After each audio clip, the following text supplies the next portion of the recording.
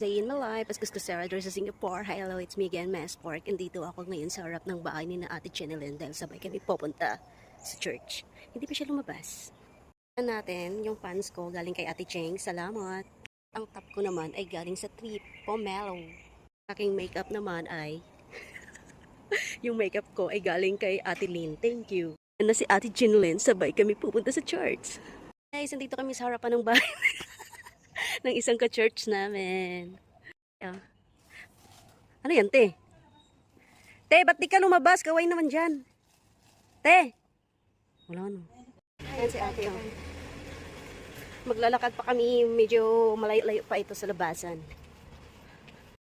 So ayun na nga, dito na kami sa MRT station para papunta sa Holland. Hindi masyadong matao ang araw na ito. Siguro ay tinanghali lang talaga kami. So habang nag-aantay ako kay Ate Jen, eto, inaayos ko ng aking buhok na kulot. Tila ba na siya ay si Cinderella? Sa isang iglap lang ay andito na kami sa church. Pagkatapos ng service at lunch ay andito na rin kami sa sport complex para maglaro ng... Nakalimutan ko tuloy kung anong laro yung ginagawa nila. Basta ako nakapaglaro ako ng badminton at basketball. So after sa sports namin ay bumalik kami dito sa room para naman magmerienda. Sino ba naman kasi hindi gugutumin? Yung energy namin naubos dun sa sport complex. Kaya kailangan talaga ng recharge. O, diba? Ang ganda ng mga ngiti nila. Naakala ba nila picture-picture pero hindi nila alam video-video At pala. Hindi pa talaga nakontento si Ate Ruby ay nagsumba-sumba pa talaga. O sige, kimbot mo lang yan, te.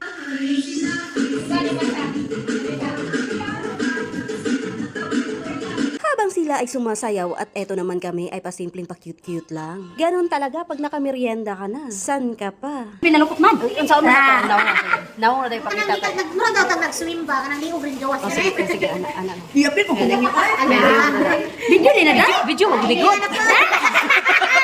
O diba napaka-enjoy pagkatapos ng aming banding-banding ay eto na, uwian na. Pero bago yan, kakain muna kami. At eto lang naman ang aming foodie para sa aming hapunan. At dito lang naman talaga ako nakain ng rice pero pag sa bahay, hindi naman ako kumakain talaga. Kasi alam nyo naman, on diet ako. Kaya tuwing Sunday ay cheat day ko talaga at hindi ko maiwasan na hindi kumain. Alam nyo bang masarap kumain pag madami kayo? Kaya bahala na, at least nabawasan ako ng 1 kilo. At syempre, bago pa man nila malunok ang kanilang kinakain, ay kailangan ko muna silang kuhanan ng video-video. At sa wakas, eto na, papasok na tayo sa ating barangay. Pakabilis lang talaga ng oras at araw, buwan at taon. Gusto ko nga bukas 2028 na eh. Parang kailangan na talaga natin magbago. Ramdam nyo ba? Nasa ending na tayo.